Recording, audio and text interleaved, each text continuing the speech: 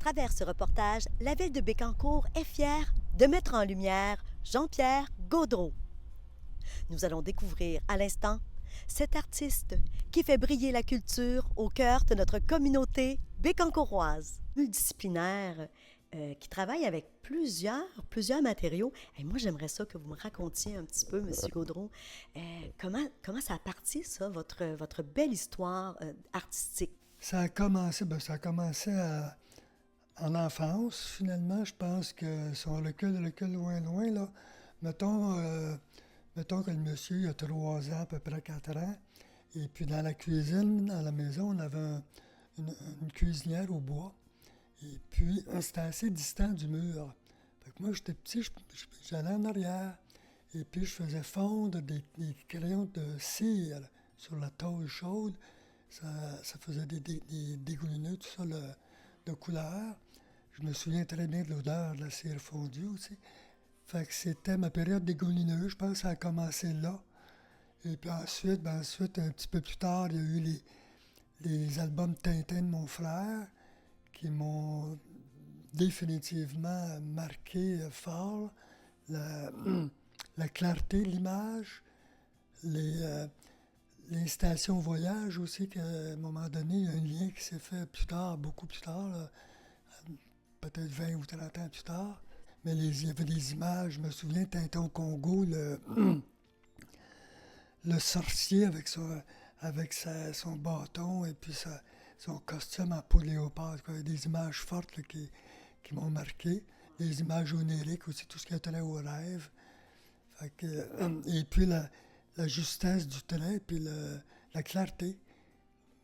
Fait que ça, c'est de quoi ça m'a influencé, je pense. Ça a été, ça a été long, ça a été long. Disons que j'ai consommé beaucoup d'images. Le, le dessin, c'était à l'école, finalement, là, les cours du vendredi après-midi. Ça, j'avais hâte que ça arrive, puis c'est vraiment là que ça a débloqué, je dirais. Avoir voulu m'inscrire aux Beaux-Arts, à l'époque, j'avais 16 ans. Et puis, j'ai pas été retenu. Il y avait 2 écoles d'art, je pense, à l'époque au Québec, les Beaux-Arts à Montréal et à Québec. Et puis, bon, je n'ai pas insisté. Mais à un moment donné, il y a eu le souhait, le désir de renouer quand même avec ce rêve de Beaux-Arts-là qui a été interrompu.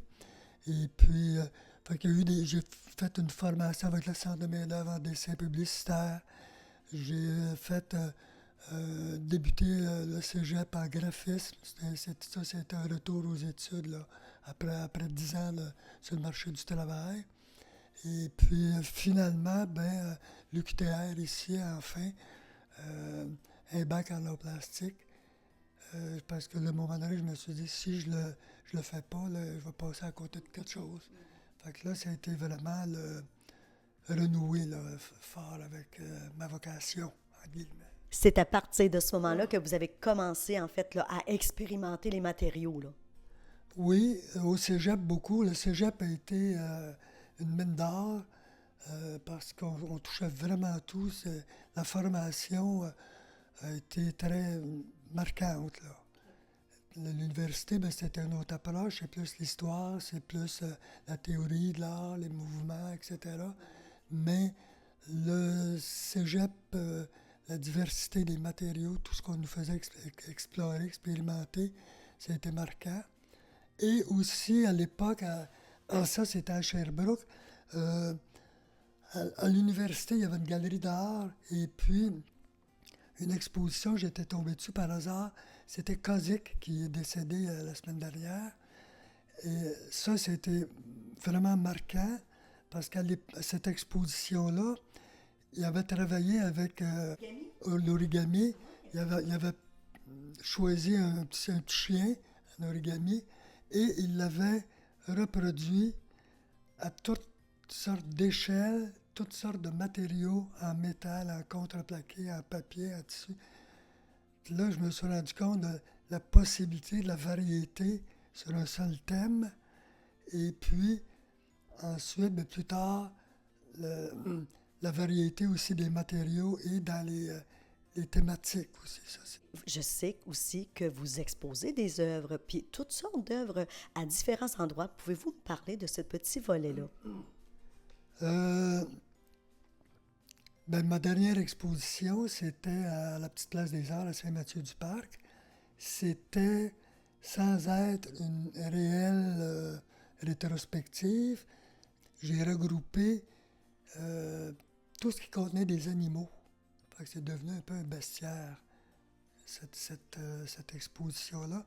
Donc, il y avait beaucoup d'époques, beaucoup de périodes, beaucoup de matériaux, parce que j'ai fait des animaux, j'ai fait des singes en gravure, j'ai fait des dessins au pastel à l'huile en voyage. Il y a des singes aussi, il y a des vaches, il y a des chiens, il y a tout ça, la bête. Les ours aussi. L'ours il a été assez populaire dans mes projets d'intégration. Donc, on le retrouve en verre, on le trouve en métal, lui aussi, au Musée Boréalis, entre autres. Deux trucs bien différents. Exposition et intégration des arts à l'architecture. On parle des fameux projets du 1%. Je vais commencer avec l'exposition. Les expositions, c'est de présenter le travail qu'on a fait durant les mois qui ont précédé, les années même, mon travail dans l'ombre, en quelque part. Et puis, à un moment donné, on sent le besoin de présenter au public. Et puis, alors on applique dans des galeries, dans des centres d'exposition. Tu sais, je ne sais pas, mettons la galerie du Père, ils vont prendre 12 expos par année, puis ils reçoivent 80 dossiers. Alors, il faut appliquer beaucoup à plusieurs endroits. Les projets d'intégration, ça, c'est une autre dynamique. Premièrement, ça demande, on ne travaille pas sur le papier ou sur ça demande généralement des matériaux qui vont résister. Donc, il y a une contrainte au niveau des techniques. Et aussi, eux autres, il y a une banque d'artistes, on applique, on est sélectionné ou pas pour faire partie de la banque. Ça s'adresse beaucoup à l'heure actuelle, aux artistes qui ont des personnalités fortes. Le gouvernement, tous les ministères, une école, un poste de police, etc., s'il y a un agrandissement ou un édifice neuf qui se construise, il y a 1% du budget qui est consacré à une œuvre d'art. À ce moment-là, moi, j'ai eu des périodes où j'ai travaillé avec... il y avait des ponts, il y avait il y a eu des ours, il y a eu des poissons, il y a eu des périodes fortes thématiques. Alors, à ce moment-là, j'ai réussi mes plus beaux projets, je pense, dans mon point de vue, c'est que j'ai réussi à consacrer, si on veut, une thématique. Tout ce qui avait précédé, ça a été achevé dans un projet d'intégration monumentale. Ça, c'est mes plus beaux souvenirs, mes plus beaux succès. Vous êtes le conjoint de Monique Juteau, qui est aussi, en fait, qui est poète, et vous avez fait aussi des œuvres ensemble. Vous avez fait des duos, là. Oui, c'est arrivé à quelques reprises. On a travaillé. Moi, j'ai illustré des livres de ses recueils, de ses livres. Récemment, je cherche là, Un pied dans le vide aux éditions Le Sabard, ça fait déjà une dizaine d'années. C'était. Monique avait écrit, on était en voyage, Monique avait écrit au quotidien. Moi aussi, je dessinais au quotidien. Et puis, au retour, c'était ça, aux éditions dans le Sabard, on a décidé de faire une œuvre conjointe, là. Quand je lisais ces textes, puis je fouillais dans mes cahiers, on a eu à l'époque les mêmes sources d'inspiration. On était au même endroit en même temps, on travaillait tout au quotidien en même temps. J'ai lu, j'ai fouillé dans mes croquis, dans mes dessins, et ce qui convenait, je les ai repris. Est-ce que vous avez besoin, tout comme Madame Monique, de voyager pour vous inspirer? Je ne sais pas si j'ai besoin. C'est sûr que ça brasse la cage. Ça nous sort c'est une autre dynamique, là. C'est pas des... moi, j'ai ce que j'appelle des productions d'ateliers, des grands formats, des trucs que ça peut pas se faire ailleurs. Et les productions de voyage, souvent, je partais avec un portfolio, là, à peu près un portfolio avec une fermeture éclair, là, qu'on peut traîner du papier. Alors, je partais avec du papier, mettons, de format 20-24. Et puis, souvent, ça a été des pastels à l'huile, parce que c'est dans une petite boîte plate, c'est facile à traîner. Fait que là, on a parlé de peinture, de sculpture, de mosaïque, de dessin. J'ai vu tantôt une œuvre qui m'a vraiment accrochée. On parlait de Tintin au tout début, qui a été quand même une grande source d'inspiration pour vous. Oui, oui. C'est une exposition, ça, où j'avais travaillé sur... ça date d'après la pandémie. Tout le monde était sur les casse-têtes à cette époque-là. Et puis, je me suis amusé aussi à faire des casse-têtes. Alors, j'en ai récupéré partout des casse-têtes. Alors, je fais mon casse-tête, il manquait un morceau. Fait que ça, c'est le lot des casse-têtes usagés. Il manque un morceau. Alors, il n'était pas question pour moi de fabriquer un morceau. Alors, à ce moment-là, je me suis dit, il manque un morceau, tant pis, je vais aller je vais fouiller dans ce qui est bon, puis je vais essayer de faire quelque chose avec. Alors, j'ai récupéré Tournesol. Moi, je me suis penché sur le personnage de Tournesol, qui est un célibataire scientifique, rigoureux, mathématicien. Et puis là, je me suis dit, il n'y a pas de femme dans sa vie. Qu'est-ce qu'il est en train de lire? D'un coup, qu'il lit un roman, un feuilleton, peu importe, un roman d'amour, ou son point de vue sur la femme. Puis, j'ai allé superposer mon tournesol. Illustrer vraiment ce que le professeur Tournesol pouvait lire comme contenu de livre. Là. J'ai prêté des intentions, en tout cas. Et puis là, M. Gaudreau, je veux revenir sur votre exposition à Shawinigan parce qu'est-ce qui vous a inspiré? Sur la 5e avenue, la façade du cinéma Roxy, qui était à l'abandon, et puis dans le cadre d'un événement qui s'appelle Interzone, on m'a offert cet espace-là pour intervenir. Alors, il y avait les portes du cinéma qui étaient placardées, et puis les deux espaces de chaque côté aussi, qui servaient à l'époque pour mettre les affiches.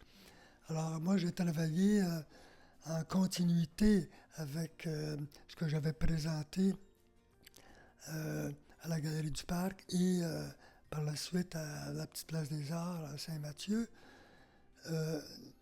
Des cochons, j'ai décidé de faire une tirelire, une banque. Et je l'ai fabriquée avec des petits morceaux d'encadrement doré que j'ai coupé sur mon bâti avec ma scie en lait. Alors, je m'en suis coupé, je m'en suis fait une banque, et puis j'ai fabriqué un dessin de contour qui représente une tirelire. Avez-vous des projets qui s'en viennent? Je suis en début de je sais pas quoi. Fait que ça se passe, comme toujours, ça se passe dans mes carnets. Alors, ça se passe aussi avec des nouveaux matériaux là, que j'explore, la petite plume avec l'encrier. Et puis, fait que ça sent puis les crayons de couleur aussi là, que j'ai trouvé dans mes fonds de tiroir. Alors, ça s'en va un peu vers ça, mais je ne sais pas si ça va être des animaux ou autre chose, peut-être paysage. Avez-vous déjà gagné des prix? Les Grands Prix culturels de la Ville de Trois-Rivières. Je n'ai pas vraiment appliqué sur le prix, oui, ici l'an dernier, un prix hommage au Centre du Québec. Mais j'ai toujours négligé un peu, moi, il y avait les voyages, il y avait la production, il y avait les concours. Fait que j'ai toujours négligé un petit peu la diffusion.